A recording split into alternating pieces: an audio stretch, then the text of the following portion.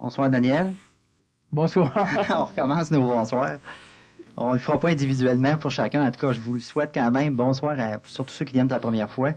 Puis à soir, notre sujet, comme on disait, c'est sur les mécanismes du pouvoir. J'ai pris 2 minutes en arrière, puis je marquais ceux qui sont venus à l'idée, là. On a des listes, ce serait facile d'aller, disons, on peut parler de pouvoir militaire, de pouvoir politique, de pouvoir sur la matière, ça peut être intéressant de commencer par ça, de pouvoir sur la mort, on a des pouvoirs surnaturels, il y aurait aussi des pouvoirs de guérison. Daniel, faudra peut-être que je te laisse commencer par une petite définition pour nous situer peut-être sur le mot pouvoir. Oui, bon, premièrement, un pouvoir, si on parle de pouvoir dans le sens occulte ou dans le sens ésotérique, c'est souvent quelque chose qu'une personne reçoit. Un pouvoir, c'est un peu un synonyme d'un don, d'une capacité surhumaine.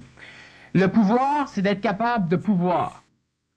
Et c'est pour cela qu'en ésotérisme, en occultisme, on a déformé le terme être capable, pouvoir faire quelque chose, on a pris le même terme et on désigne par là le fait de posséder quelque chose. Alors moi, si j'ai un pouvoir, ben ça fait peur un peu parce que là, je prends le terme occulte du mot pouvoir. Et le terme ésotérique, pouvoir faire quelque chose, donc être capable de contrôler quelque chose. Et si on prend le terme occulte, avoir un pouvoir, cela est en accord avec le terme vouloir. Je me demande une définition, là, c'est dictionnaire un peu. Et si on prend le terme pouvoir ésotérique, cela n'a aucun rapport avec vouloir. Quelqu'un qui veut ne peut pas nécessairement. Quelqu'un qui peut ne veut pas nécessairement. Mais au niveau occulte, c'est-à-dire le pouvoir, celui que la majorité, celui que la population, disons, essaie de posséder, avoir des pouvoirs, c'est parce qu'ils veulent faire quelque chose. Et en ésotérisme, si on a un pouvoir et que ce pouvoir, on s'en sert parce qu'on a un vouloir, on risque fortement de tomber à l'extérieur du petit tunnel de sécurité et de s'accumuler un karma négatif. Tu me parles de pouvoir militaire. Le pouvoir militaire, c'est une énergie militaire qui peut être sous forme de soldats, qui peut être sous forme d'obus, sous forme de tactique, qui est une force évidente. Ce pouvoir militaire peut amener un karma à celui qui possède le pouvoir militaire. Le pouvoir politique, c'est la même chose. C'est une forme de manipulation, c'est-à-dire que nous pouvons contrôler. Et lorsque nous contrôlons, nous avons pouvoir. Nous pouvons. Si nous prenons le pouvoir sur la matière, on a différentes formes de pouvoir. On a le pouvoir chimique, le pouvoir alchimique, et on a aussi un pouvoir de métamorphose immédiate, style miraculeux. Le pouvoir de guérison, c'est aussi un pouvoir, mais encore là, on a déjà parlé dans les mécanismes de la guérison, je ne me souviens plus exactement du titre de la conférence, des dangers même de ce pouvoir de guérir, parce que la majorité des guérisseurs meurent des maladies qu'ils ont le plus souvent guéries. Donc, il y a une espèce d'onde de retour qui est dangereux. Les pouvoirs sur la mort, pouvoirs sur d'autres choses, c'est simplement le fait de contrôler. C'est important parce que lorsqu'une personne a un pouvoir, c'est qu'elle a la possibilité de contrôler. Mais une personne qui a le pouvoir de quelque chose, a-t-elle le pouvoir de ce pouvoir? Autrement dit, j'ai la possibilité, par exemple, j'ai un pouvoir, je rends en amour tous ceux qui veulent être en amour. Mais est-ce que je contrôle ce pouvoir? Ou si je suis contrôlé par ce pouvoir? C'est le gros handicap de toutes les personnes qui cheminent dans un domaine non pas tout à fait ésotérique, mais occulte. Et il y a une grande différence entre la voie ésotérique et la voie occulte. La voie occulte, c'est une voie déformée de la voie ésotérique.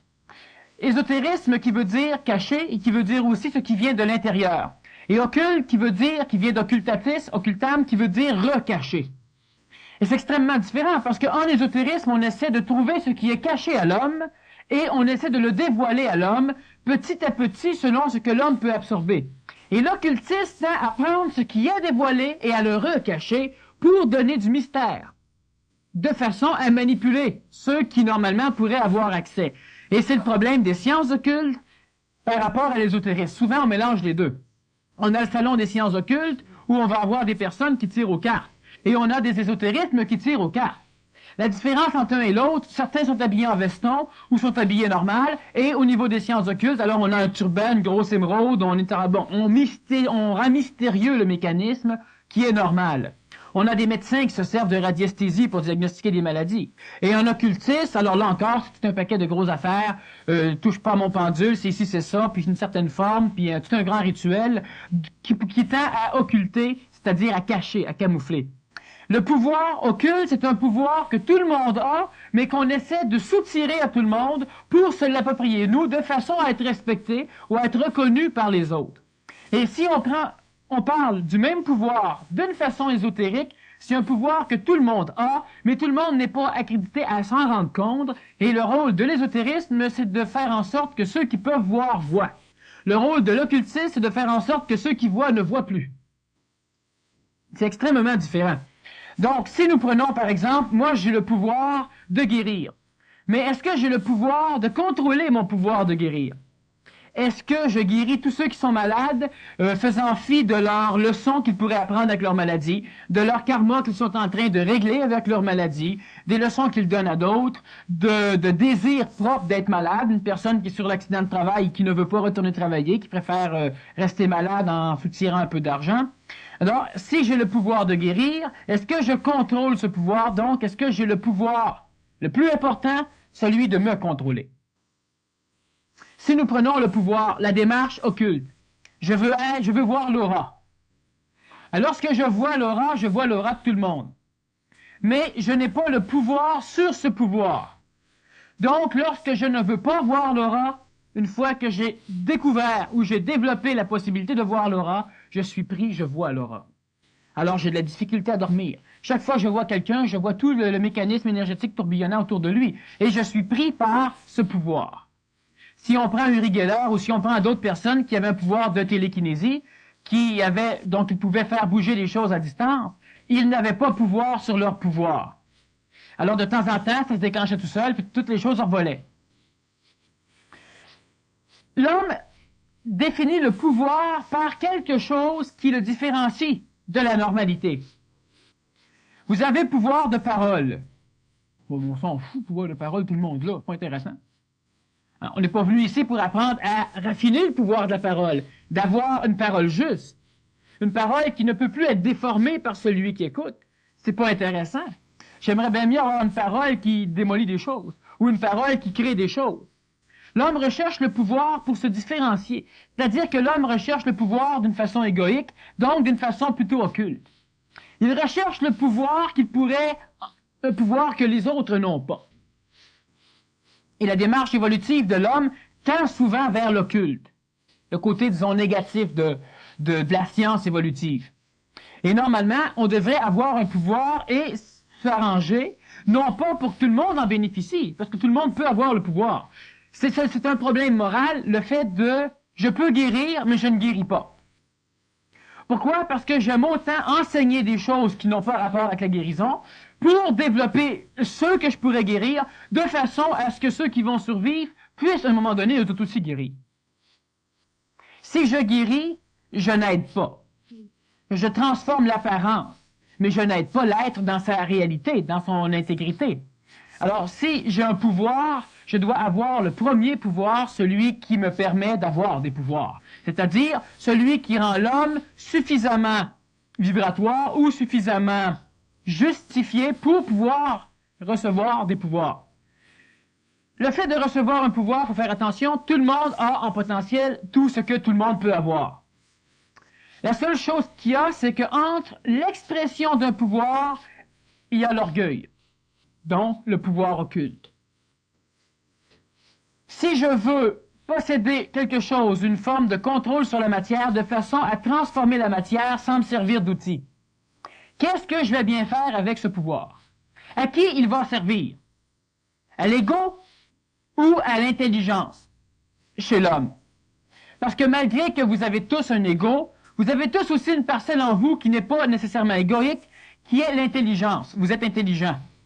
Intellectuel de premier abord et à un moment donné intelligent. Et celui qui a un ego est intelligent. Sauf que l'ego a tendance à s'accaparer de différentes possibilités pour pouvoir régir son expression émotive. Donc, si j'ai peur, je veux que ce pouvoir me serve contre ce qui me fait peur. Et si tu me fais peur, je te détruis. Si c'est une autre nation, je la détruis. Donc, l'intelligence ne va pas d'une façon égoïque ou émotive. Alors chaque personne a de l'orgueil et a de l'ego.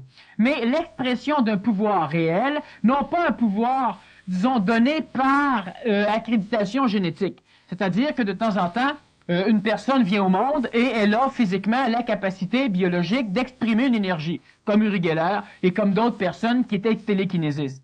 Donc, qui transformaient la matière à distance. Ceux-là avaient une programmation génétique neurologique, c'est-à-dire que chez eux, il était normal, malencontreux mais normal, d'avoir ce pouvoir de télékinésie. Mais chez la majorité des individus, ceux qui recherchent les pouvoirs le recherchent parce qu'ils croient qu'avec ces pouvoirs, ils seront mieux. Donc, c'est comme l'évolution. On ne veut pas évoluer par intelligence, on veut évoluer parce que cela va nous sécuriser. Et la recherche de pouvoir, c'est le même mécanisme. Sachons bien que le pouvoir, on peut le rechercher en occultisme. En ésotérisme, le pouvoir est un résultat banal de l'évolution. Et il y a une marge entre un et l'autre. Le fait de marcher sur les eaux ne donne pas à la personne le même taux vibratoire que le nazaréen. Mais celui qui a le même taux vibratoire que le nazaréen marche automatiquement sur les eaux. Donc, on a un attrait vers le pouvoir parce qu'on s'imagine qu'en ayant les symptômes de l'évolution, on va être évolué. Je peux facilement vous imiter quelqu'un qui est asthmatique et je ne serai pas asthmatique. Je peux vous imiter aussi quelqu'un qui va être Yves et je ne serai pas Yves. Je peux vous imiter quelqu'un qui est handicapé et je ne serai pas handicapé. Alors, le fait d'avoir le symptôme ne donne pas la maladie. Si on pense que pathologiquement, à la longue, le fait de s'imaginer le symptôme donne la maladie, cela est vrai. Mais vous ferai remarquer que ce symptôme arrive par dégradation à devenir vrai. Tandis que l'évolution est supérieure aux symptômes et la maladie est inférieure aux symptômes en taux vibratoire. Donc, si dans ma psychologie, j'ai le symptôme d'une maladie, cela va finir par se dégrader et me donner la maladie. Mais cela ne va jamais en augmentant. Si je crois que je suis en parfaite santé, que je suis malade, ça va me prendre bien plus de temps. Il va devoir falloir que je me sers de mon intelligence, que je prenne des médicaments, que je respire mieux ou que je mange mieux. Il va falloir que je fasse quelque chose pour arriver à une guérison. Si j'ai le pouvoir, si j'ai des symptômes d'évolution, je n'arriverai pas à l'évolution parce que j'ai les symptômes. Les symptômes n'empêchent pas l'évolution. Donc, de temps en temps, une personne qui a les symptômes peut arriver à évoluer. Le symptôme n'empêche pas l'évolution, mais il ne la donne pas. Par contre, l'évolution donne à coup sûr les symptômes de l'évolution. Il y a une différence, comme d'après la première partie que tu viens de nous expliquer, entre le pouvoir et la domination, finalement. On a vu que c'est un peu plus relié à l'occulte. Mais le véritable pouvoir de l'homme, ce ne sera pas justement juste le fait qu'il soit capable de surmonter peu importe la difficulté qui lui arrive.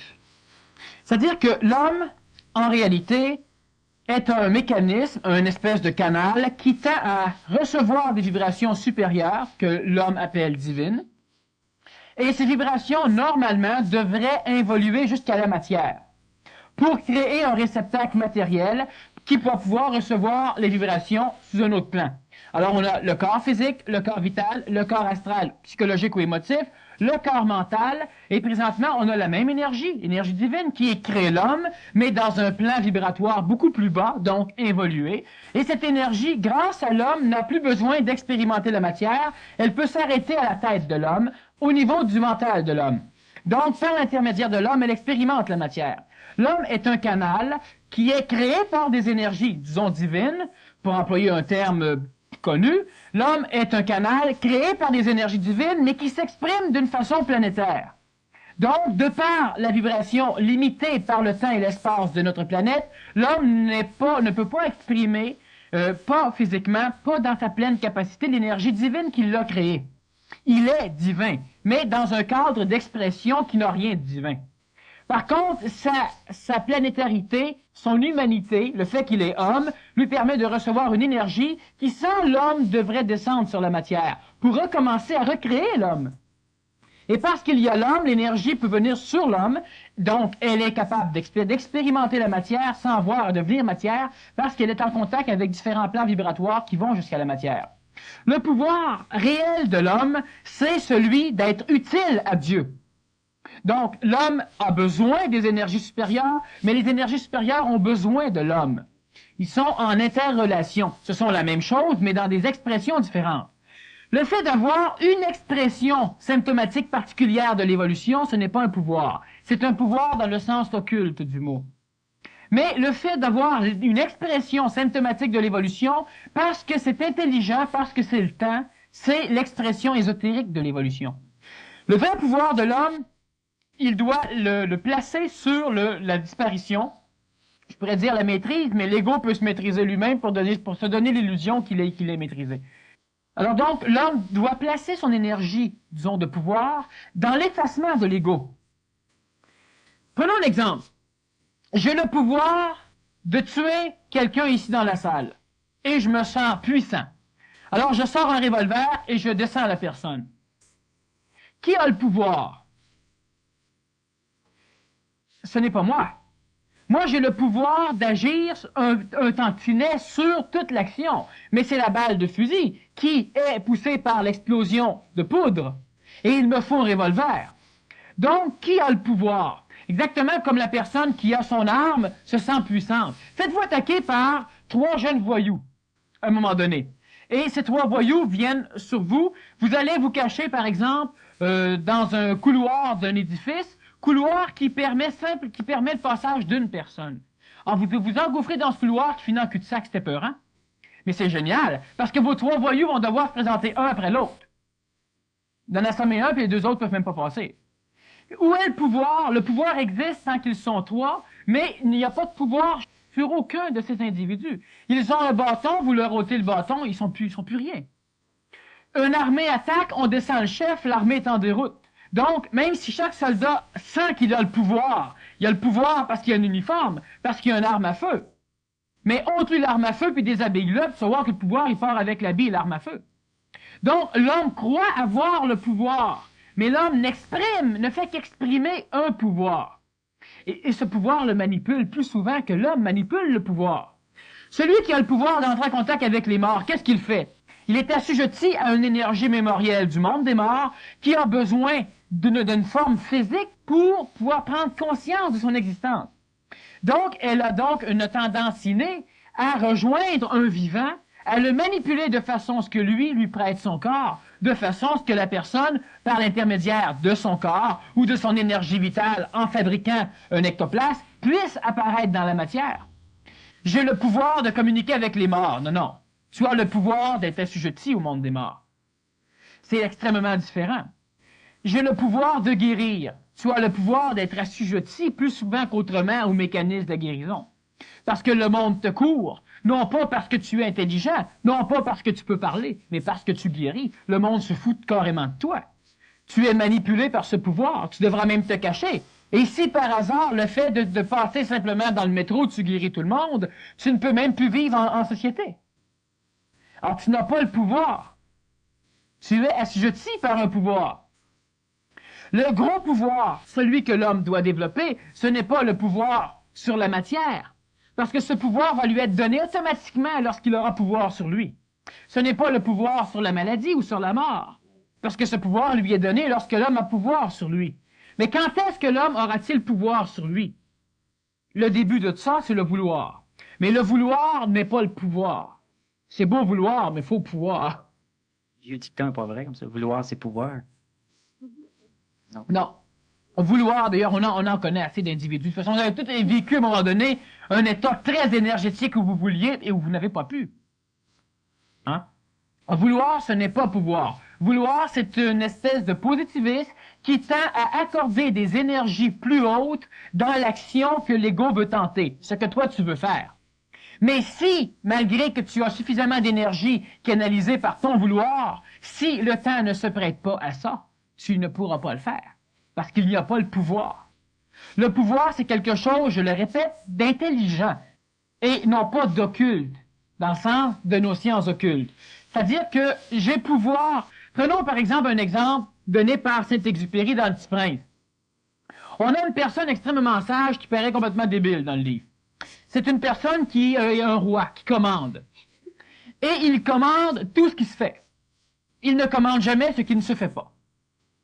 Alors il a réellement le pouvoir total, qui ne mène à rien. Mais c'est le même pouvoir que l'homme a. j'ai le pouvoir de guérir. La personne a meurt de toute manière. La mort, c'est une maladie. Alors, tu n'as pas le pouvoir réel. Tu ordonnes ce qui se passe. Et ça, c'est important d'avoir... La majorité de nos occultismes, de ceux qui tirent aux cartes, de ceux qui guérissent, même de plusieurs médecins, c'est d'arriver et de guérir une maladie qui est en voie de guérison. Alors donc, je n'ai rien fait. Mais ça donne l'impression. Tu viens me chercher un conseil, je suis cartomancien, et le fait de discuter un peu avec toi, je te jauge parce que je suis psychologue, et à un moment donné, ben, j'arrive à pouvoir te donner le conseil que tu veux. Et ça, c'est un mécanisme normal, disons, d'opportunité. Et la grande majorité des pouvoirs de l'homme, c'est cela. On peut faire pleuvoir lorsqu'il pleut. L'homme peut arriver à manipuler le climat. L'homme peut arriver à obliger la pluie à tomber lorsque, disons que scientifiquement, cela est impossible. Mais plus souvent qu'autrement, l'homme allait par opportunité. Les sorciers avaient des rhumatismes et présentaient certaines choses, donc ils allaient commencer leur danse, qui devait durer le temps qu'il fallait pour qu'il pleuve. Mais jamais le sorcier n'allait dire à la tribu qu'il va s'essayer, bon, vous avez soif, je vais danser. Non. Vous avez soif, mais vous avez encore commis des choses pas correctes. C'est sûr, il n'y a pas de rhumatisme, il n'y a pas le temps qu'il ait commencé à danser. On rit, mais c'est la majorité des expressions de pouvoir humain. Et à un moment donné, lorsqu'on a suffisamment donné aux sorciers, ou qu'on a brûlé les choses pour les dieux, parce que les sorciers n'étaient pas nécessairement égoïstes dans le sens qu'ils voulaient posséder le peuple. Certains sorciers étaient parfaitement honnêtes, mais suffisamment avancés en psychologie pour savoir que s'ils tentaient un essai et qu'ils manquaient leur coup, non seulement qu'ils ne vivraient pas vieux, mais qu'en plus la population paniquerait. Donc certains sorciers étaient suffisamment brillants pour attendre. Certains prêtres aussi l'ont fait. Et lorsque le temps était venu, alors là, c'était le temps de faire ce qu'il fallait pour qu'il pleuve, et à un moment donné, il pleuvait. Cela renforçait la confiance dans notre sorcier, donc donnait un pouvoir aux sorciers. Pouvoir sur le peuple, pouvoir politique, pouvoir militaire. Le peuple était prêt à se vouer au sorcier parce que le sorcier avait un pouvoir, celui de l'opportunité. D'ailleurs, plusieurs politiciens ont le pouvoir de l'opportunité. Plusieurs militaires ont le pouvoir de l'opportunité. Les guerres se gagnent souvent par opportunité, par intelligence, mais souvent l'intelligence, c'est de voir le trou, de voir l'opportunité qui se présente. Alors donc, le pouvoir, c'est le pouvoir que l'homme doit développer, c'est le pouvoir que développe l'ésotérisme. L'ésotérisme s'attaque à la psychologie de l'homme, c'est-à-dire que l'ésotérisme s'attaque à ce qui empêche l'homme d'avancer. Tandis que l'occultisme s'évertue à grossir ce qui empêche l'homme d'avancer et à mettre mystérieux.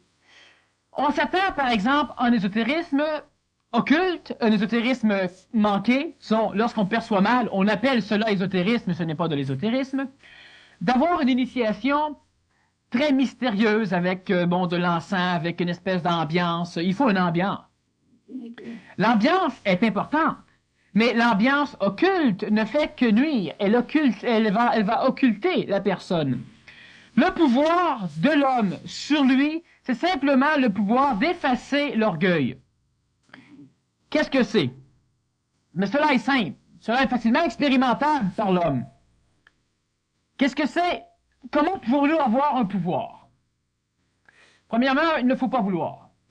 Il complique déjà bien les choses. Remarquez que la majorité de ceux qui ont des pouvoirs ne l'ont jamais demandé. Et que ceux qui demandent le pouvoir tentent à se diriger vers l'occultisme. C'est-à-dire, vont créer l'impression d'un pouvoir, vont s'arranger pour convaincre, et ils vont finir par se voir donner par les autres certains pouvoirs. Mais la personne qui a un pouvoir, donc un don, mais ce n'est pas un don parce que tout le monde l'a. La personne qui, par exemple, est guérisseur, peut s'ouvrir une clinique, mais ce n'est pas nécessaire de rentrer là puis de faire 3-4 stepettes d'un bord, stepettes de l'autre, de se coucher sur le ventre, sur le dos, de péter, pour pouvoir que le guérisseur vienne te guérir. Il arrive avec ses grands gants en or, son masque, son turban, la musique, puis tout ça, puis après ça, il guérit puis il te collecte. Bon, si tu as le don de guérir, et que tu crois qu'en ouvrant une clinique, parce que certaines personnes ont la possibilité d'étendre leur énergie vitale, leur magnétisme, de façon à harmoniser le corps vital de l'autre, ce qui va évidemment harmoniser le corps physique. Si ceux-là s'ouvrent une clinique, ou si ceux-là le font de temps en temps, s'ils n'occultent pas leur phénomène, il y a beaucoup de phénomènes karmiques qui risquent de ne pas apparaître dans leur vécu et ils pourront se servir de cette faculté jusqu'à temps qu'elle disparaisse ou jusqu'à temps qu'elle s'amplifie. Bon. Mais le fait de rechercher le pouvoir, c'est égoïque. Et le gros handicap à l'expression d'une énergie qu'on appelle le pouvoir, c'est l'orgueil. Et le fait de rechercher le pouvoir, c'est un travail mené par l'orgueil. Donc, on fait fausse route parce que ce qui nous force à trouver le pouvoir est justement le frein contre le pouvoir. Et c'est lui qui veut avoir le pouvoir. Le pouvoir politique, c'est une énergie, et la majorité des personnes qui sont politiciens sont obligés d'exprimer leur orgueil. C'est normal. Alors, pourquoi c'est normal? Parce que le peuple n'est pas suffisamment intelligent pour avoir un gouvernement intelligent. C'est pour ça que c'est normal. Par contre, le peuple est suffisamment orgueilleux pour avoir un gouvernement orgueilleux. Donc, on n'a pas le choix. Parce que, prenons un gouvernement intelligent. Alors, on sait que la cigarette, c'est mauvais. Alors, on interdit carrément la publicité sur la cigarette. On interdit de fumer dans tous les lieux publics. Pour commencer, parce qu'à un moment donné, on va carrément interdire la vente de cigarettes. Bon, les émissions violentes à la télévision, on les interdit. On sait que c'est pas bon. Tout le monde le sait, fait qu'on l'interdit. Mais le peuple le sait. Mais le savoir, c'est de l'intellectuel. Être intelligent, c'est comprendre. Et le peuple n'est pas suffisamment intelligent encore pour avoir un gouvernement intelligent. Le gouvernement, on serait promis à payer du monde pour aller descendre, ceux qu'on a élus. Alors donc, un gouvernement intelligent n'est pas encore en place. Le pouvoir n'appartient présentement pas à l'intelligence, il appartient toujours à l'occulte. Nos gouvernements sont occultes. On a la GRC, on a la CIA, on a le deuxième bureau, on a le FBI un peu, on a l'Interpol, on a Scotland Yard, on a l'occulte dans nos gouvernements. Et le pouvoir appartient présentement dans nos sociétés à ce qui est occulte. Il n'appartient pas encore à l'intelligence. Mais dans l'avenir, le pouvoir appartiendra à l'intelligence. C'est-à-dire que, au lieu de se créer un pouvoir pour pouvoir être accepté par la population qui, eux, vont canaliser leurs énergies vers nous et nous donner le pouvoir, par exemple, moi, je peux guérir. Et si je convainc tout le monde que je peux guérir, même si je ne pouvais pas guérir, j'ai peut-être suffisamment d'énergie braquée sur moi pour arriver à faire une guérison. Et là, en faisant la guérison, je me convainc et je reconvainc tout le monde. Et c'est la grande fonction du pouvoir occulte, c'est celui de générer une chose non essentielle. Si elle serait essentielle, on l'aurait. L'air est essentiel, on en a. Et de s'arranger pour avoir une population croyante, donc énergisante, de façon à me donner la possibilité de faire ce que j'ai à faire. Je vais vous donner une petite explication de ce pouvoir de guérison ou de ce pouvoir de croyance. Si présentement nous sommes ici dans une assemblée et nous avons comme Dieu Mammon. Et je suis le représentant de ce Dieu. Et je vous dis que Mammon peut guérir. Alors y a-t-il quelqu'un de malade dans la salle? Quelqu'un se lève, il est malade. Alors je l'assois ici, je fais quelques cérémonies histoire de bien placer tout le monde dans la longueur d'onde de la croyance. Je demande à Mammon de guérir, donc tout le monde vient simplement créer un égrégore, c'est-à-dire que tout le monde vient par la foi énergiser ce que je suis en train de faire, et nous allons canaliser toutes nos énergies, et c'est pour ça que la prière en commun a certains résultats, c'est une canalisation d'énergie qui fabrique un réceptacle dans l'astral, dans lequel l'énergie de l'assemblée se voit placée. Et si quelqu'un peut prendre cette énergie et s'en servir, il a un pouvoir. Un pouvoir donné par l'occulte. Un pouvoir qui demande la croyance. Ce n'est pas un pouvoir intelligent. Et je vais revenir sur qu'est-ce que c'est le pouvoir intelligent. Donc, notre personne va se servir de ce canal, et ça, on a vu ça dans plusieurs religions, qui ont commencé et qui, à un moment donné, ont pu opérer des guérisons. Soit que dans les premiers temps, on avait des personnes qui faisaient semblant d'être malades ou d'être handicapées, et qui, par après, évidemment, étaient guéries. Mais à un moment donné, on a pu guérir des vrais malades. Parce qu'on avait suffisamment d'énergie dans notre astral pour que la personne, le prêtre, au nom de Mammon, par exemple, et dynamisé par l'Assemblée, puisse mettre cette énergie dans la personne malade et la guérir. Mais après 4, 5, 6 guérisons, il n'y en a plus de guérison. Pourquoi? Parce que l'énergie a servi. Il n'y en a plus. Et comme les croyants de cette religion se sont rassemblés par rapport à la guérison, par exemple, une guérison spirituelle, qu'est-ce qui va arriver? C'est qu'au lieu de prendre patience pour recréer l'égrégore, on essaie de puiser dans l'égrégore qui n'existe plus pour continuer à faire des guérisons. Et le pouvoir a disparu. Seule reste la croyance dans ce qui s'est passé. Et on n'a pas l'intelligence de refaire ce qui s'est passé. Est-ce que c'est vrai, comme dans l'exemple que tu viens de donner, que si dans la salle, ici, tu ferais une chose comme ça, automatiquement, il y a comme une loi universelle qui fait qu'il va y avoir quelqu'un d'autre qui va être malade d'une autre maladie, peut-être dans la salle, comme déséquilibre d'énergie? Non. Disons, de la façon, comme je viens de l'expliquer, si nous suscitons un égrégore dans l'astral, personne ne sera malade. Tout le monde peut se sentir un petit peu plus faible, mais personne ne sera malade. Si par contre, j'ai la possibilité de capter de l'énergie vitale de l'Assemblée sans leur demander permission et la canaliser sur quelqu'un, c'est possible que là, on a une personne qui avait déjà une maladie, qui était déjà pathologiquement atteinte et qui tout d'un coup, se voyant vider d'un peu plus d'énergie vitale, la maladie s'éclare. Bon, instantanément ou encore en différé. Mais ça, c'est un mécanisme qui va exister dans plusieurs formes de sectes surtout. Mais lorsqu'on a une religion, c'est-à-dire que le catholicisme peut appeler cela une secte, mais qu'est-ce que c'est qu'une secte? Une secte est une religion qui contient 1000 personnes, 3000 personnes, et quand elle contient 30 millions de personnes, on dit que c'est une religion. Ça peut être une secte, hein? Bon. Et si elle contient 1 milliard, c'est le catholicisme qui devient une secte. Alors, ce qui fait que, disons que, lorsque nous avons suffisamment de personnes dans une religion, on n'a pas le problème de rendre quelqu'un malade. Parce qu'on a suffisamment de personnes pour absorber l'énergie, pour la donner. On peut le guérir. Si la société voudrait s'y mettre, chaque fois que la société s'y met, certaines choses se passent. Et c'est un pouvoir normal de l'homme. L'homme est un créateur et il a le pouvoir de créer un réceptacle d'énergie pour pouvoir s'en servir. Mais le problème, c'est que l'homme crée le réceptacle, l'homme nourrit le réceptacle par la prière fervente et jamais l'homme n'ose se servir de l'énergie.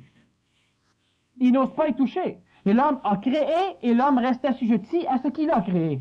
Alors l'homme préfère prier que se servir, mais l'homme l'a créé. Donc c'est un mécanisme très complexe, mais c'est un mécanisme qui est inhérent à l'homme. L'homme a le pouvoir de créer.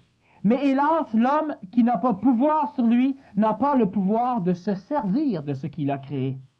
C'est sûr que si nous parlons un peu de la matière, cela va. Mais quand je parle de pouvoir, disons que l'homme ne peut pas se servir, pouvoir que l'homme lui-même se crée, je parle de pouvoir beaucoup plus puissant que celui de fabriquer une automobile. Je parle d'un pouvoir qui paraît surnaturel, c'est-à-dire qu'il n'est pas normal, il n'est pas naturel dans l'état présent des choses.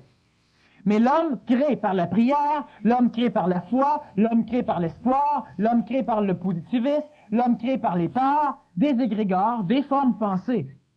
Mais l'homme ose rarement se servir de la forme pensée. L'homme préfère l'adorer, parce qu'il en a peur à un moment donné lorsque cette énergie astrale devient trop puissante. L'homme reste assujetti. Vous avez, l'humanité, créé Satan, créé les forces du mal, comme créé les forces du bien. Mais l'homme n'ose pas s'imposer à Satan. Et l'homme n'ose pas non plus s'imposer aux énergies du bien qu'il a créées. L'homme préfère demander, mais ces énergies-là n'ont pas le pouvoir d'intentionnalité. Si nous leur demandons, elles n'ont pas le pouvoir de nous exaucer. Si nous leur ordonnons, elles n'ont pas le pouvoir de nous résister. Et l'homme a le pouvoir de créer dans l'astral et dans la matière. Présentement, l'homme est en train de développer le pouvoir de création dans l'énergie mentale, mais l'homme peut créer, mais l'homme qui n'a pas contrôle de lui-même n'a pas pouvoir de se servir de ce qu'il crée. Il est par contre asservi par ce qu'il a créé. Mais est-ce que l'homme, faut qu'il aille participer à la création de cet agrégore-là pour pouvoir s'en servir, ou il peut se servir d'un agrégore qui ne sert pas ou d'un autre secte? Absolument pas. Moi, je rentre chez les bouddhistes et je vois une personne possédée par un démon bouddhique ou par n'importe quelle forme d'entité bavante. Là. Bon. Alors, automatiquement, moi, je sais qu'il est bouddhiste. Donc, il est relié à l'égrégore du Bouddha, même si le Bouddha n'a pas partie de religion, l'homme s'en est occupé. Et je peux, par exemple, m'habiller avec leur cérémonie, avec leurs vêtements. Donc, j'attire à moi l'égrégore de cette religion. Je connais les passages, par exemple, j'ai le livre qui pour faire l'exorcisme. Donc, en lisant les paroles qui ont été prononcées par immensément de personnes, donc qui sont devenues une clé pour attirer ces énergies bouddhiques, alors je peux exorciser. Je n'ai pas nourri, je n'ai pas servi cette énergie, je m'en suis servi. Et prochainement, sur la planète, un homme va venir, et plusieurs par après, et quand je parle d'un homme, je parle d'un humain, cela peut être une femme comme un homme, et cette personne, et ces personnes vont pouvoir se servir de ce que l'humanité a créé dans l'astral depuis que l'humanité crée dans l'astral, depuis avant l'Égypte. Donc, présentement, ce que l'homme doit développer chez lui, ce n'est pas le pouvoir de contrôler son enfant. Ce n'est pas le pouvoir de contrôler ses employés, de contrôler la société, de contrôler des forces militaires, de contrôler la matière, de contrôler la guérison, mais de se contrôler. C'est sûr que ça fait extrêmement banal ce soir de se faire dire que le pouvoir de se contrôler, étant donné qu'on le dit depuis quelques milliers d'années. Mais ce n'est pas parce que nous avons dit quelque chose depuis des milliers d'années que c'est faux. Ce n'est pas non plus que c'est vrai. Donc, si je le redis ce soir, c'est tout à fait neuf. Parce que même si c'est vrai, c'est beau être vrai, il faut aussi qu'on le fasse. Il faut aussi se contrôler. Et qu'est-ce que c'est se contrôler? C'est-à-dire, qu'est-ce que contrôler l'ego? Ben, cela ne veut pas dire de lutter contre. Tout à l'heure, je te disais que l'ego ne doit pas se contrôler. Parce que l'ego peut donner l'impression à lui-même qu'il se contrôle lui-même. À un moment donné, l'homme, dans sa conscientisation, dans sa démarche évolutive et dans sa démarche expérientielle, ce qu'il vit quotidiennement, l'homme se transforme. Et qu'est-ce que l'homme doit faire pour découvrir qu'est-ce que l'homme doit faire pour arriver à désénergiser son orgueil et son ego? Qu'est-ce que l'homme doit faire pour avoir le pouvoir? Sur lui. Il aura le pouvoir sur le reste. Bien, c'est simple. L'homme doit prendre conscience, simplement, c'est très simple, d'ailleurs c'est pour ça qu'on charge 7 $ à l'entrée ici, c'est tellement simple qu'on ne peut pas charger plus. C'est extrêmement simple, c'est que lorsque l'homme prend conscience que ce n'est pas lui qui fait, mais que c'est fait, ou que quelque chose d'autre fait par l'intermédiaire de l'homme désénergise son ego. L'homme perd l'orgueil. Et lorsque l'homme prend conscience qu'il n'est coupable de rien, jamais. On a des formes de philosophie qui disent que vous êtes pécheur de naissance. Même avant de naître, vous étiez déjà pécheur. Bon, c'est votre faute. Et puis, reportez-vous toute votre vie de ce que vous savez pas. Mais croyez-moi, vous êtes pécheur. Bon. Mais en réalité, l'homme doit prendre conscience qu'il n'est coupable de rien. Si nous prenons, par exemple, un handicapé mental, j'ai déjà dit que la planète Terre était une espèce d'immense hôpital psychiatrique. Bon. Alors, disons qu'on va prendre un handicapé mental réel par rapport à la normalité. Et l'handicapé mental s'amuse avec une petite tortue et joue comme si c'était un auto. Bon, et il use la tortue. Alors, on peut lui en donner plusieurs tortues, évidemment, soit qu'il s'en sert comme hamburger, ou ben non, soit qu'il s'en sert comme auto. Bon. Maintenant, qu'est-ce qui arrive? Est-ce qu'il est responsable? Qui est responsable? Celui qui lui donne la tortue ou lui qui joue avec la tortue? Alors, battre, chicaner, punir, sévir sur l'handicapé qui n'a pas la programmation neurologique lui permettant de comprendre, c'est une absurdité écologique. Donc, on ne donne plus de tortue. Mais si lui trouve des choses dans son hôpital, par exemple, il brise les rideaux, il mange le matelas, il va pas aux toilettes, il va dans sa chambre, dans la chambre du voisin, il crie à 3 heures, il hurle à la lune, n'importe quoi. Bien, on le laisse faire. On le place dans un endroit particulier pour lui, mais on ne peut pas le chicaner, on ne peut qu'essayer de le comprendre pour essayer de voir si on ne pourrait pas augmenter ses capacités neurologiques. Donc, transformer sa programmation, le rôle de la psychologie, de la psychanalyse, transformer le degré vibratoire de son cerveau, le rôle de la médecine chimique, c'est ce qu'elle va opérer, des électrochocs, du foie, des médicaments comme le Haldol, toutes les antipsychotiques, vont essayer de transformer le contact humain, transformation encore vibratoire, qui peut amener une transformation neurologique, mais on ne peut pas rien faire d'autre, donc on comprend. Ils ne sont pas responsables, parce qu'ils ne peuvent pas répondre de leurs actes. Ils ne peuvent pas expliquer pourquoi ils l'ont fait. Mais qui ici peut expliquer pourquoi il fait des conneries? Personne. Vous pouvez vous rendre compte que vous avez mal fait. Ça, c'est l'apanage de l'intelligence. Vous pouvez vous culpabiliser. Ça, c'est l'apanage de l'astral, de l'inintelligence humaine. Si vous faites quelque chose, c'est parce que vous avez la possibilité neurologique, vibratoire, émotive de faire cette chose. Sinon, vous auriez fait d'autres choses. Et ce n'est pas de la faute de l'homme si l'homme fait des conneries.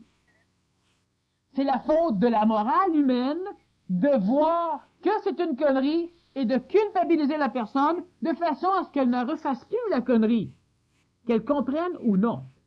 Et c'est là le problème. Faut que vous compreniez. Vous apprenez, vous constatez, vous expérimentez que vous venez de faire une connerie. C'est une chose. L'intelligence vous permet de comprendre.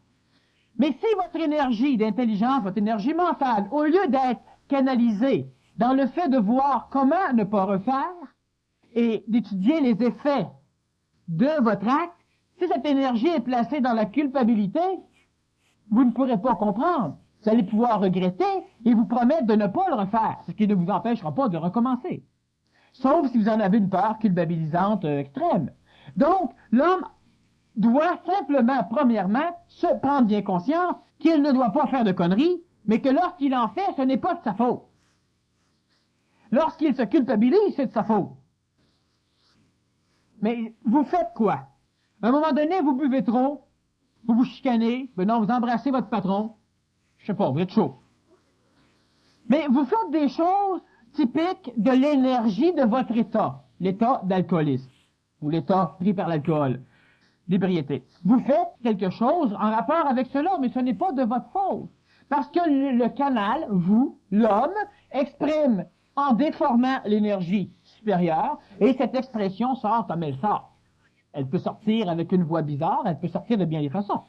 Lorsqu'une personne commet un acte criminel, il est manipulé, c'est-à-dire qu'il exprime de l'énergie. Elle peut être de l'astral sociétaire, l'énergie motive dans la mémoire de la société. Elle peut être générée par son astral personnel, l'éducation qu'il a reçue, tout ça, ce qui fait qu'à un moment donné, cela aboutit par un acte criminel. Mais on ne peut pas punir la personne, on ne peut que détruire le canal. La peine de mort, donc on détruit le canal qui exprime mal les énergies divines. Ou encore, on reprogramme le canal. On appelle ça de la rééducation. Mais évidemment, plus souvent qu'autrement, à l'université du crime, la prison, on rééduque pas, on éduque. Pour que tu puisses commettre d'autres crimes. Alors, ce qui arrive, c'est que la personne n'est pas responsable. Vous n'êtes pas responsable de rien de ce que vous faites. Mais cela ne vous empêche pas d'avoir comme responsabilité, disons, ce que vous faites. Laissez-moi bien vous expliquer ceci. Dans les pièges du karma, une conférence que j'ai déjà faite, j'explique suffisamment bien le rôle du karma et le gros karma de l'homme, le karma relatif.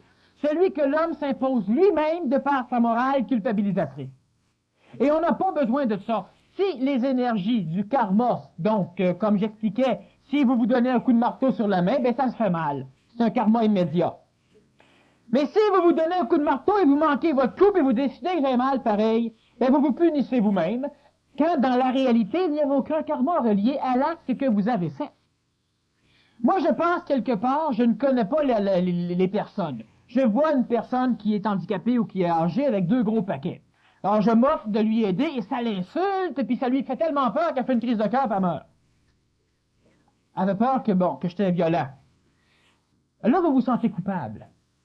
Mais il n'y a aucun karma relié à votre acte. Même si vous l'avez tué. Parce que vous ne saviez pas ce que vous faisiez. Et si vous vous culpabilisez, ben là, il y a un karma relatif, celui que vous vous imposez vous-même. J'aurais donc pas dû acheter un ballon à mon fils, et en courant après le ballon, il s'est fait tuer. Mais ça vous regarde pas. Vous n'êtes pas responsable. Ça vous regarde pas du tout.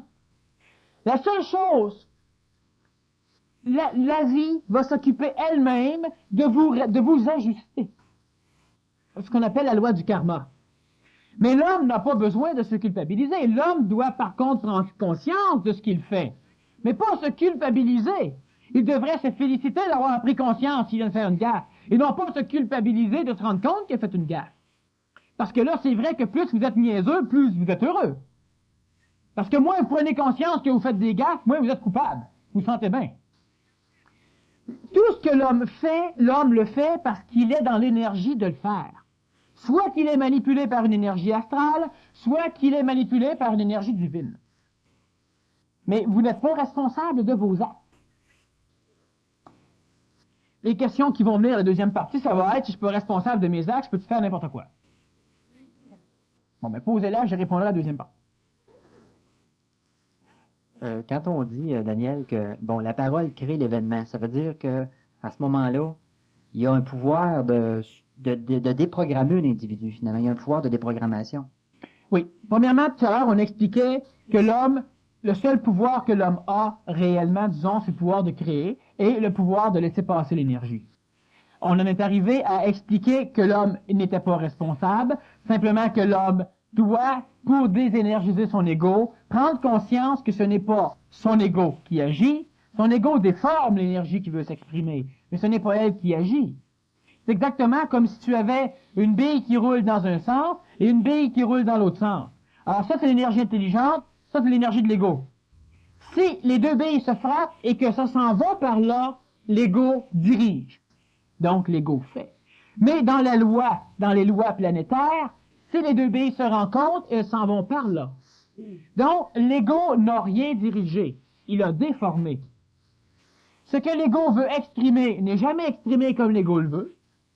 Hein? C'est rare en tabarouette que vous exprimez quelque chose que vous voulez puis que ça marche exactement à 100% sans qu'il y ait rien. Parfait. C'est rare, ça arrive jamais.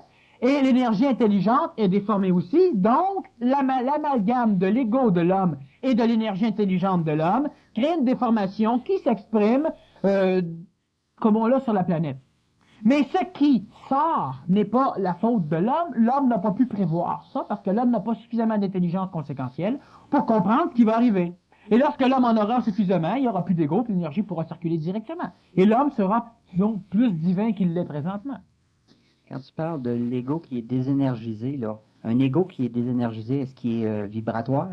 Oui. Le problème qu'il y a, c'est que l'ego peut s'énergiser en se disant qu'il est imbécile, qu'il est incapable, qu'il ne peut rien faire et qu'il a peur de tout. Et lorsqu'une personne vient lui piler dessus, c'est lui qui s'en veut. Lorsqu'une personne la vole, elle se laisse faire parce qu'elle s'en veut de ne pas être capable de rien dire, mais c'est aussi orgueilleux. Parce qu'elle a peur d'essayer, de peur de manquer son coup. Donc, c'est de l'orgueil. Et lorsque la personne va au-devant de tout, elle peut être extrêmement orgueilleuse aussi. Et lorsque l'ego, disons, est désénergisé, c'est que l'énergie intelligente circule mieux. Tu as donc le pouvoir sur toi. Ce qui, selon, disons, la capacité ou selon la grosseur de ce pouvoir sur toi, de cette vibration divine qui va t'habiter, et non pas la vibration humaine, la vibration divine, c'est évident que quand tu deviens divin, tu n'es plus humain pantoute. Bien évident. Tu es supérieur à l'humain, par contre. Alors, ce qui va arriver, c'est que si quelqu'un te vole, eh bien, probablement, il ne te volera pas. Il ne pourra pas te voler. Pendant le matin, enfin, je ne vais pas expliquer tout ce qui se passerait, mais une chose qui est certaine, c'est que même s'il aurait réussi à prendre ton argent, quand il va vouloir la dépenser, il n'aura plus l'argent. Alors, ce qui fait que, même si tu n'as pas, tu désénergises ton ego, tu gardes l'intelligence. Et si tu veux refouler ton ego, c'est pas la même chose du tout. C'est pour ça que je vous dis que ce n'est pas en luttant contre l'ego. L'ego va se donner l'impression d'être bien. Ah, je sais que Dieu fait tout par moi, puis présentement, Dieu me demande d'aller battre le voisin. Parce que le voisin ne veut pas se plier aux ordres de Dieu. Ça, c'est de l'ego, ça, c'est pas une énergie divine. Dieu va s'occuper du voisin en son temps. Mais l'homme doit s'occuper de lui. Et l'homme n'a pas à s'occuper d'autrui. Pas d'une façon à les rendre spirituels ou divins. Le pouvoir de l'homme, c'est d'arriver à se contrôler. En attendant, l'homme a un pouvoir inhérent à sa divinité énergétique, celui de créer. Et ce qu'il crée, ce sont des égrégores. Et l'homme accepte de servir l'égrégore au lieu de se servir de l'égrégore. L'autre pouvoir que l'homme a, c'est celui de désénergiser son ego, donc de devenir un canal à l'énergie qui, elle, est intentionnelle. Donc, à l'énergie, disons, divine. Et si l'homme désénergise son ego, en prenant simplement conscience que ce n'est pas lui qui agit, mais qu'on agit par lui. Et qui agit par l'homme? Des forces plus basses que l'homme, des forces plus hautes que l'homme. Et discerner entre l'une et l'autre, évidemment, c'est un travail qui va découler de l'intelligence de l'homme, et non pas de l'émotion de l'homme. Un autre pouvoir, peut-être qu'on pourrait penser, c'est l'homme qui est important pour l'homme, puis qui a de la difficulté à faire, c'est le pouvoir de se projeter de plus en plus dans la matière, de s'impliquer dans la matière. Parce que l'ego vient se placer entre l'homme qui n'a pas de pouvoir monétaire, l'homme qui n'a pas de pouvoir financier, l'homme qui n'a pas de pouvoir matériel, l'homme qui n'a pas de pouvoir, donc l'homme qui ne contrôle pas. a des problèmes d'ego. On a souvent dit qu'il ne fallait pas être riche. On a maudit ceux qui possédaient la richesse, alors que seuls les riches peuvent exprimer, seuls les riches peuvent avoir des projets, seuls les riches peuvent réellement transformer l'extérieur. Et sauf évidemment s'il y a un orgueil incroyable. L'orgueil s'exprime de tellement de façons subtiles que de commencer, comme la psychologie va le faire, à définir chaque expression de l'orgueil, c'est une perte de temps. Par contre, le fait de travailler, je ne dirais pas l'humilité, parce que l'humilité, c'est une forme d'orgueil. Si on veut travailler l'humilité, c'est qu'on veut s'enorgueillir d'être humble. Alors, quand on est humble et qu'on s'en vante, eh bien, on a réussi. Ce qui est important, c'est qu'on doit simplement, non pas travailler dans une dualité. Donc, passer d'un extrême à l'autre. Tout à l'heure, on parlait de Bouddha dans sa religion. Lui parlait de la voie du juste milieu. Mais la voie du juste milieu, ce n'est pas une voie qui allie la diplomatie entre, disons, les forces noires et les forces blanches. C'est une voie de synthèse. Ce n'est pas une thèse ni une antithèse, c'est une synthèse. Et la synthèse n'est pas le résumé ou la relation des deux énergies mélangées. La voie du juste milieu, la réelle voie du juste milieu, c'est une voie qui n'est pas dans le milieu. Donc, qui ne voit pas aucun côté. Et quand la personne qui est orgueilleuse travaille l'humilité, elle passe d'un extrême à l'autre. La personne qui est humble et qui sait qu'elle est humble doit toujours lutter contre l'orgueil. Et juste le fait de savoir qu'elle est humble, elle n'est plus humble. Pas réellement. La personne qui désénergise son orgueil ou son ego, c'est elle qui finit par découvrir un mécanisme réel. Si vous n'avez pas l'intelligence nécessaire pour fabriquer un réacteur atomique, vous ne vous sentez pas coupable. Vous dites, moi je suis pas capable. Et tout ce que l'homme le fait parce qu'il est capable. Et tout ce que l'homme ne fait pas, il ne le fait pas parce qu'il n'est pas capable. Donc, ce n'est pas l'ego de l'homme qui décide. Lorsque l'ego veut faire quelque chose par là et que l'énergie intelligente passe aussi par là, il pense que c'est lui qui vient d'avoir l'idée géniale, qui vient d'affaire, puis ça a marché. Et lorsqu'il veut faire une idée par là et que l'énergie intelligente passe par là, ça crée une divergence, et là, il ne comprend pas comment ça se fait qu'il a manqué son coup. Alors, on en revient un peu à Saint-Exupéry et ce roi dans Le Prince qui donnait des ordres bien simples. Il donnait l'ordre, gratte-toi le nez. Voilà. Et je suis exaucé. Il donnait l'ordre, saute sur ton banc. Et voilà, je suis exaucé. Et il donnait l'ordre, garde les bras croisés. Il est exaucé. Et il donnait l'ordre, je veux que la porte soit fermée. Il est exaucé. Lorsque l'homme arrive à faire l'énergie de son père, ou lorsque l'homme arrive à faire l'énergie, à faire la volonté de son père, la volonté de l'intelligence, c'est quoi? On prend le mot père, disons spirituellement, mais qu'est-ce que c'est? C'est simplement cela. L'homme ne fait pas sa volonté. Mais le fait de dire, je ne fais pas la mienne, je fais celle de Dieu, puis Dieu me demande de... C'est pas tout. Parce que l'énergie supérieure à l'homme est supérieure à l'homme, et elle n'exprime pas dans le cadre planétaire des émotions humaines. Elle exprime des émotions divines, qui n'ont rien à voir avec l'émotion humaine. Ce sont des émotions, ce ne sont pas des émotions, ce sont des énergies intelligentes, écologiques. Alors donc, il n'y a pas de vengeance dans quoi que ce soit, parce que le cadre planétaire est régi par le cadre planétaire. Et le cadre planétaire qui régit l'homme est régi par des énergies divines. Il est encadré par une loi qu'on appelle le karma. Et tout ce qui se passe sur la planète ne peut pas faire autrement que se passer. Mais malheur, par qui ça se passe? C'est juste ça le problème. Et lorsque l'homme malheur karmiquement, et ce n'est pas à l'homme de venir appliquer le karma. Par contre, c'est à l'homme d'appliquer l'écologie. Si j'ai un bandit qui assassine du monde, ce n'est pas à moi d'appliquer le karma et de le faire souffrir pour qu'il paye. Mais c'est à moi de voir qu'il arrête de tuer. Même si, dans, disons, l'expression de ces deux mécanismes, il y aurait par exemple peine de mort, cela ne veut pas dire que je suis pour ou contre, je donne un exemple, même si, dans le fait de vouloir faire payer notre criminel, c'est karmique, c'est-à-dire que l'homme essaie d'appliquer le karma, l'homme qui applique le karma paye le karma de l'autre. Et notre société a un karma assez noir. Bon. Et la personne qui a l'intelligence d'éliminer le criminel n'a pas de karma à payer. Même si les deux finalités seraient les mêmes. Parce que dans l'énergie qui était exprimée par les deux personnes, une était de l'énergie carrément astrale, émotive, celle de vouloir faire payer au nom de Dieu, au nom du karma. Hein? Tu dois respecter ton père et ta mère. Alors tu peux battre un enfant qui ne respecte pas parce que ça fait partie des commandements de Dieu. Par contre, peut-être qu'on a effacé si tes parents sont respectables. Bon.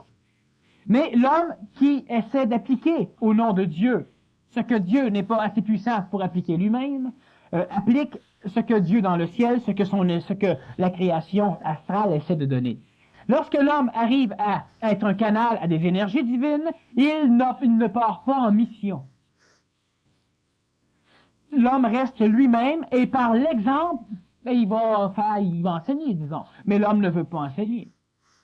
Sauf si l'homme a pouvoir de parole, sauf si l'homme a pouvoir de guérison, à travers le fait qu'il est un canal, non pas si l'homme a cultivé ce pouvoir.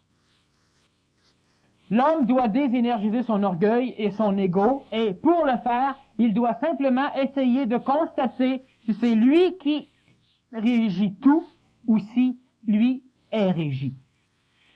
Est-ce que l'homme a un libre arbitre? On l'a déjà vu souvent encore, et lorsque vous avez un accident, on pourrait donc dire que c'est parce que vous avez sincèrement désiré un accident.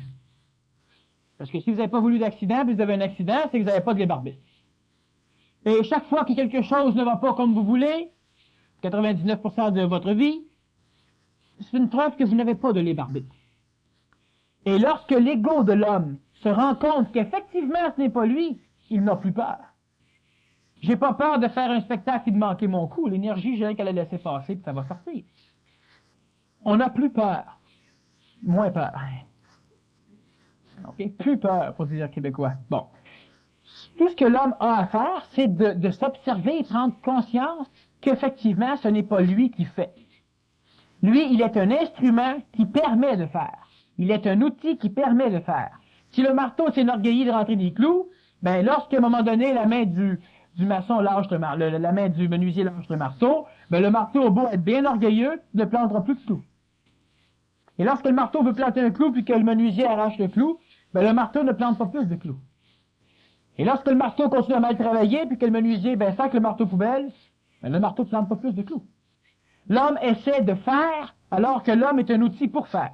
Et lorsque l'homme devient l'outil pour le faire, l'homme exprime des énergies supérieures, et l'homme est une création de ces énergies supérieures, c'est-à-dire que l'homme lui-même est supérieur à ce qu'il croit qu'il est. Et ça, je le répète, je l'ai d'ailleurs répété en masse de souvent aussi, parce que même si certaines personnes ici l'ont apprise, l'ont intellectualisée, ils ne l'ont pas compris. Mais l'homme est supérieur, énormément supérieur à ce qu'il pense. L'homme s'imagine être un être rampant, l'homme est un être debout, et lorsque l'homme sera debout, il sera un merveilleux canal pour des énergies divines. Mais lorsque l'homme va passer son temps à demander du ciel des choses, au lieu de se servir de ce qu'il a pour pouvoir faire ce qu'il a besoin, ben, l'homme restera un être rampant, un être suppliant, qui sera toujours en train de magasiner entre une religion et un autre, entre un Dieu et un autre, pour trouver le Dieu le plus esclave possible, celui qui va exaucer tout ce que l'homme va demander, et un être qui acceptera de souffrir, sans jamais comprendre qu'il devra éviter la souffrance. Non pas prier pour ne pas souffrir, être suffisamment intelligent pour exprimer dans la matière les énergies divines qui lui permettent de passer par-dessus la souffrance. Et à un moment donné, l'homme arrivera à devenir suffisamment debout pour être un bon canal aux énergies supérieures, et l'homme aura pouvoir sur lui, ce qui fait que l'homme aura tous les pouvoirs sans les avoir jamais demandés et sans avoir passé sa vie à les chercher. L'homme qui devient humble, c'est quoi l'humilité parfaite? C'est d'accepter de ne pas faire notre chemin, de faire le chemin, disons, des énergies supérieures, qui sont nous-mêmes, mais pas l'énergie planétaire de l'ego humain.